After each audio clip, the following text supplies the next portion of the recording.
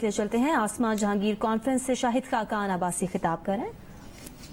It's something that we discuss a lot, but the reality of this situation remains unclear. It remains unclear because we deliberately cloud the facts. The laws are misused. The judiciary makes comments which are not reflected in their decisions. And a few who stand up suffer, and the whole country suffers. I do not want this to be a personal narrative, but I have stood in accountability courts for 12 years. I have spent 3 years in NAB jails. I don't regret whatever I said or did, but two basic questions remain. What is the purpose of accountability? And what has accountability delivered to the country? The purpose is very clear. The people, I won't go to the past, but since Pakistan came into existence, within the first 3 years we had a thing called PODA. And that became PRODA and ABDO and Ziaul Haq and NAB ordinance and stuff like that. But there's been one consistency in all these laws. They don't apply to the people who created these laws. And the people who apply these laws, the laws also don't apply to them. And that is the reality of NAB today. The NAB does not apply to the judiciary. The NAB does not apply to the military. The NAB does not apply to the business community. The NAB does not apply to the bureaucracy. Who does NAB apply to? The politicians who are declared corrupt in the media, who are tried in the media. So let me just place one simple fact before you. This is the 21st year of NAB. One politician of prominence has been convicted in NAB courts. One. Let the NAB chairman come out and say how much money has recovered from politicians. That one person is Mohammad Nawaz Sharif, who, please, I urge the legal fraternity here to look at the two cases Nawaz Sharif has been convicted in. Can you quote them as precedents anywhere in the world?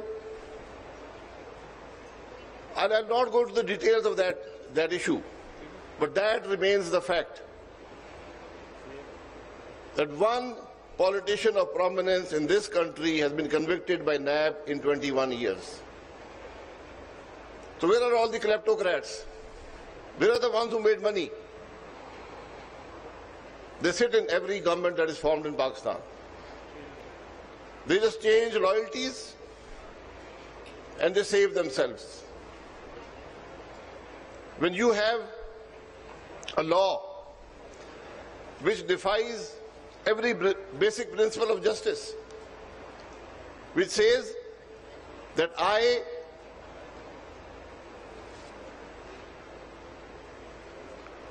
declare you guilty, now prove your innocence. That is what NAB is about. I declare you a money launderer. Now declare that you are not a money launderer. Now prove to me that you are not a money launderer. I have been accused of money laundering with my tax-paid money. With tax-paid money.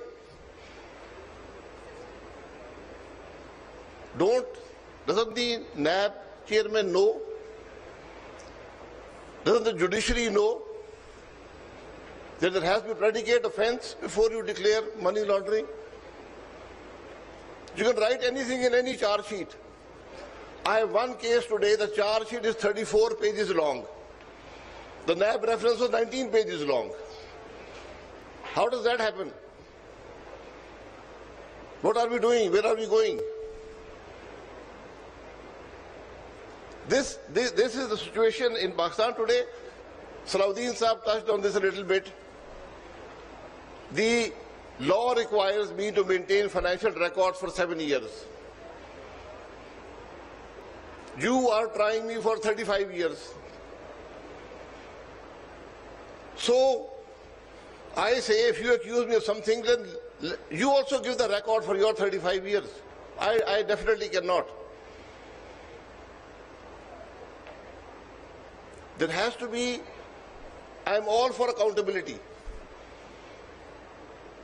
If you want accountability, NAB is not accountability.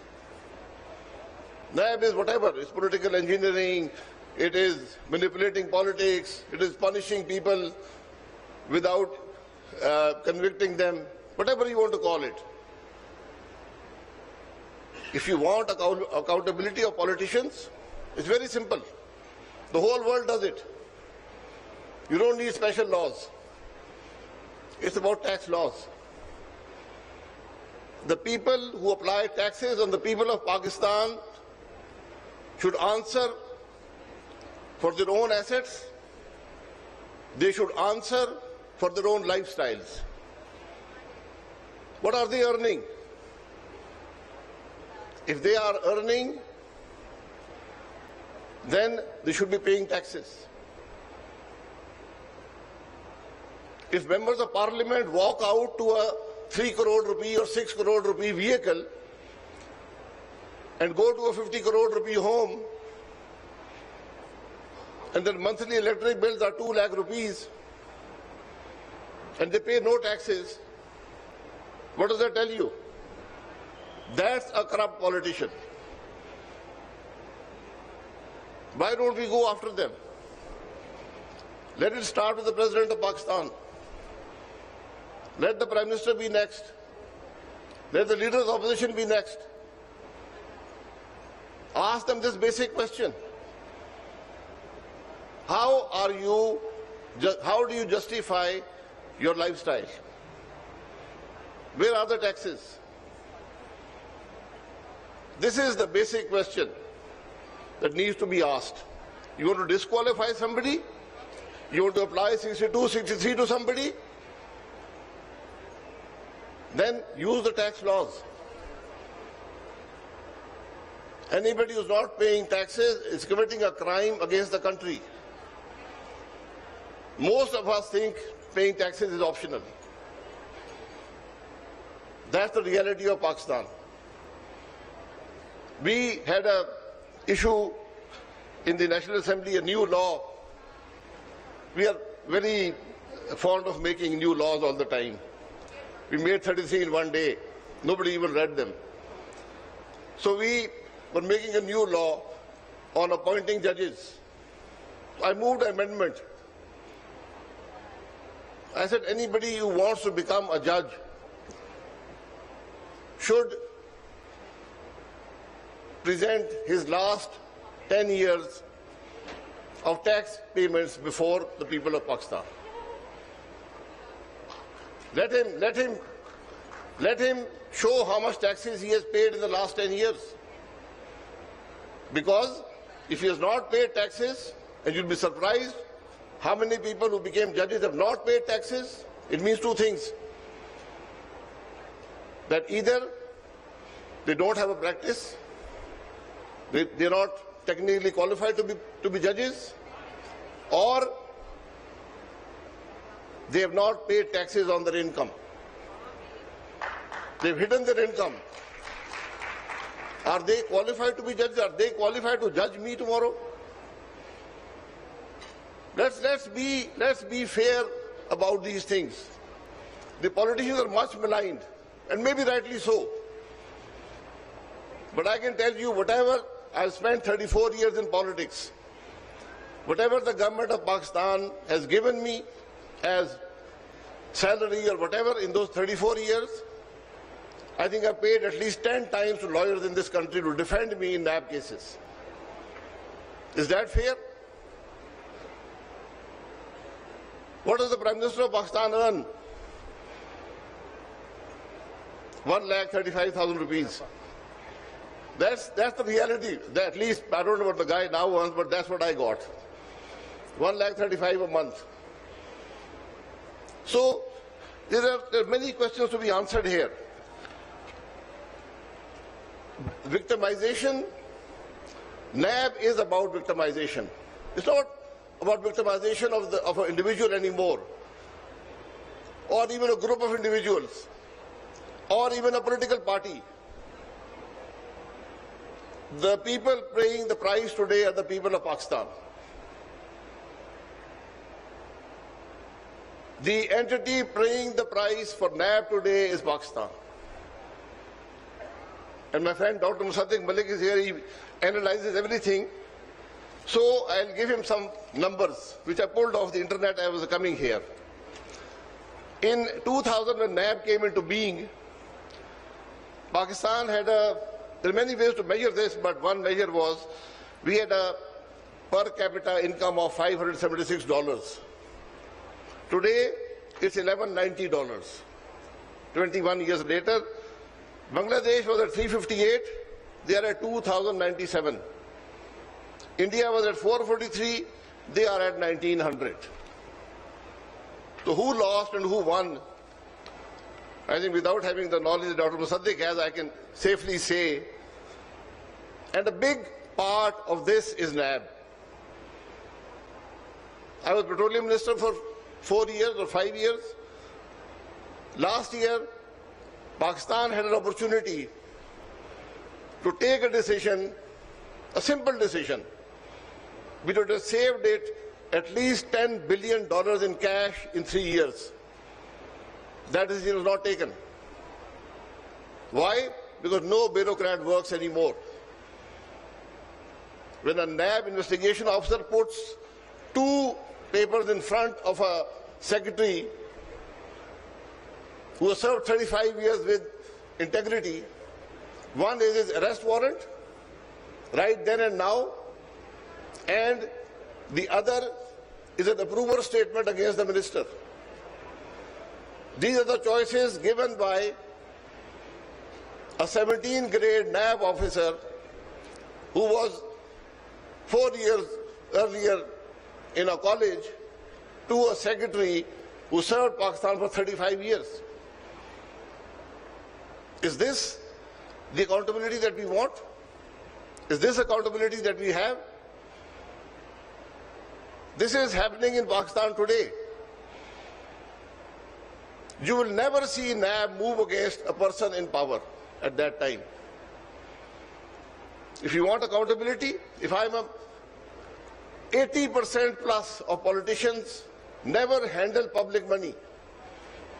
They remain backbenchers in government or the opposition.